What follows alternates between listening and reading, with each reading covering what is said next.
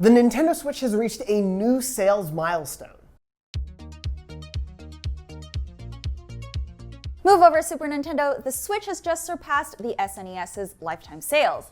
Nintendo has announced that as of December 31st, 2019, more than 52 million Switch units have been sold.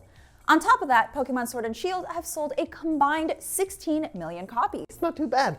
The worldwide sales total for the SNES is just a little north of 49 million, so take that, SNES, you old console. According to Nintendo, the lifespan of the SNES is around 13 years, from its Japanese launch in 1990 to 2003, when it was discontinued in Korea and Brazil. That means the Switch sold more SNESs in 2.5 years than the SNES did in 13, even with the higher price tag. The Switch cost $299, and the SNES was $199 at launch. That's not adjusted for inflation, of course. However, we're not entirely sure if those SNES sales numbers include the more recent SNES Classic, which has sold 5.28 million copies for those keeping score at home. But how does the Switch stack up to Nintendo's last portable handheld?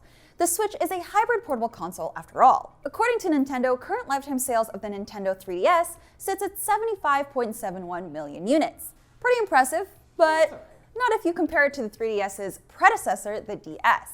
That whole line of handhelds is Nintendo's best-selling piece of hardware, selling a whopping 154 million units worldwide. Now, what about Nintendo's lesser-known consoles? According to Famitsu, the Virtual Boy, remember that one, sold a very unimpressive 770,000 units. And the Game Boy predecessor, the Game & Watch series, sold around 43 million. Oof. Now back to Pokemon. The Switch exclusive Sword and Shield is now the fastest selling title in franchise history, selling those 16+ million copies in about 6 weeks. In comparison, the last 3DS Pokemon games, Sun and Moon, moved roughly the same number in its lifetime, which is 3 years old. But Sword and Shield still have a ways to go to catch up to the current leader, Red and Blue. Yeah. The OG Pokemon games have sold more than 31 million copies since 1996. Because they're the second best. Gold and Silver are the best in my opinion. Anyway, so how did the Switch succeed where Nintendo's Wii U failed? One of the biggest wins for Nintendo is the strong third-party support on Switch. Although there aren't a ton of exclusive third-party games, there are a lot of really good ports that people still want to play on the go.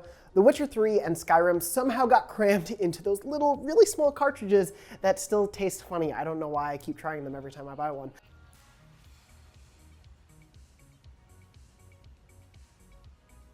Oh, it's so, oh, God.